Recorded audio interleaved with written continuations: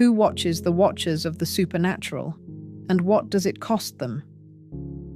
In Anne Rice's haunting universe, the Talamasca casts a shadow across centuries, a secret order steeped in the lore of vampires, witches, and spirits, yet each truth they uncover exacts a heavy toll. Picture David Talbot, a seasoned scholar of the undead, standing in the flickering glow of a Talamasca archive, his hands unsteady as he contemplates a message from Lestat, the vampire whose influence threatens to reshape his destiny.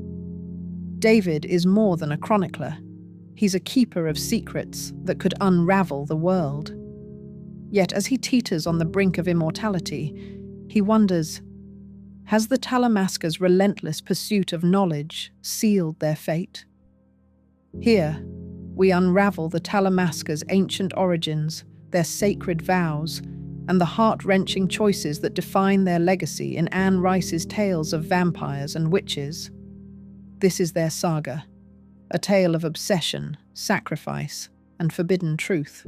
In the shadowed dawn of a superstitious age, the Talamasca took root, a spark of curiosity amid whispers of the unknown. A fellowship of scholars, mystics, and seekers gathered in an ancient European sanctuary, bound by a hunger to unravel the unseen. They sought not power, but understanding, piecing together the enigmas of ghosts haunting castle halls, witches weaving spells in secluded groves, and creatures prowling the night. These were not mere legends, but riddles to be solved. Thus they vowed to observe, to chronicle, to safeguard their findings, swearing to remain unseen, mere spectres at history's edge. Yet this sacred oath, pure in purpose, wove a thread of conflict, a chain of duty and unspoken longing that would bind them across centuries. From these origins, the Talamasca wove itself into a silent empire by an age steeped in shadow and lore. Their ancient motherhouse, a bastion of weathered stone, cradled archives that dwarfed the grandest libraries. They traced bloodlines, chronicled hauntings, and charted the supernatural with a precision that rivaled later scholars. Yet their vow of non-interference clashed with cruel truths. Consider the Mayfair witches, a lineage steeped in power and sorrow.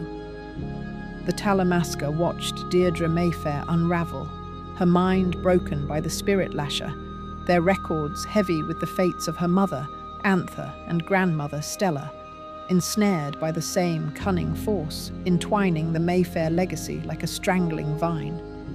When Deirdre's daughter, Rowan, emerged, a healer with witch's blood, ignorant of her shadowed birthright, doubts stirred within the Talamasca's halls.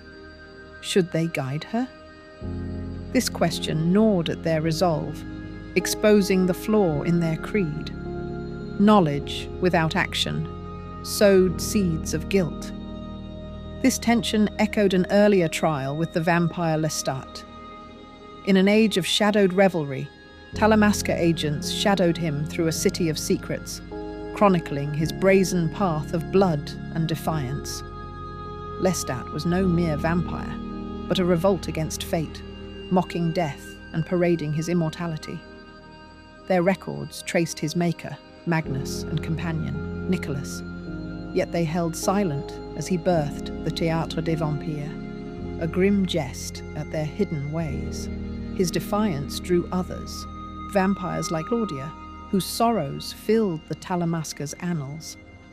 But restraint bore a cost. Lestat's recklessness stirred ancient powers, like the vampire queen Akasha, whose awakening threatened to unravel the world. In their shadowed halls, the Talamasca questioned, had their silence kindled this chaos? The doubt lingered, a wound without answer. This burden shaped the Talamasca's very structure, a fortress and a fetter.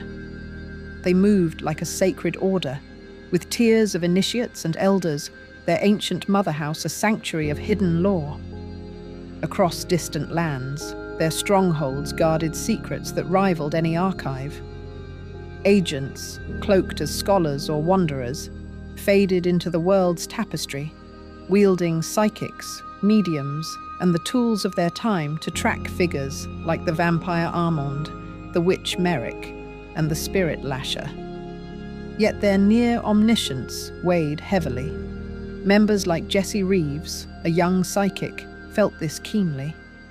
Her encounter with the ancient vampire Maharet, keeper of a lineage steeped in secrets, rattled her faith in the Talamasca's creed. Maharet's tale of blood, loss, and endurance was a portent. Jessie urged her order to shield the Mayfairs from Lasher's grasp, but their refusal deepened her unrest, driving her toward a precipice. Betrayal haunted the Talamasca like a persistent shade, their neutrality a flaw the cunning Lasher exploited. Weaving his influence through the Mayfairs, he probed the Order's secrets, tightening his grip on the family they studied. The keepers of law recoiled, yet their creed bound them from acting. This breach stirred unrest, with some, like David Talbot, questioning the Order's purpose.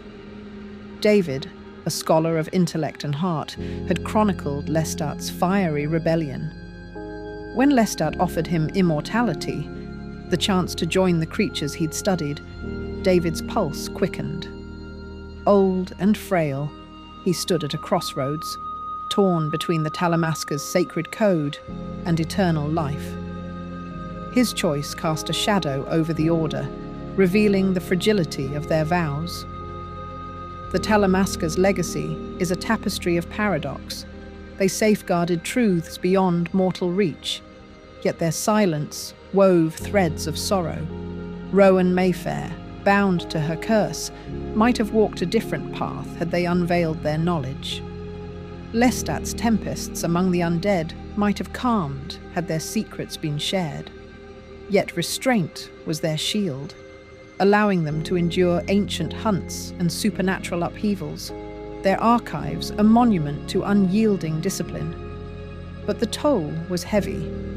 Members like Jessie and David bore wounds etched in heart and soul, sometimes in flesh. Their saga is neither victory nor ruin, but steadfast endurance, gazing into the world's darkest depths, forever bound to linger beyond the light. What does it mean to hold the world's secrets, yet stand still? The Talamasca's archives weave a tapestry of anguish, chronicling choices shaped and forsaken. They watched Deirdre Mayfair fade into shadow, Lestat dance with chaos, and Rowan rise to meet her fate, wrestling with the chains of their creed. Their saga urges us to ponder the burden of truth. Often, the deepest wound lies not in action taken, but in silence chosen. In that stillness, the Talamasca carved their purpose and their sorrow.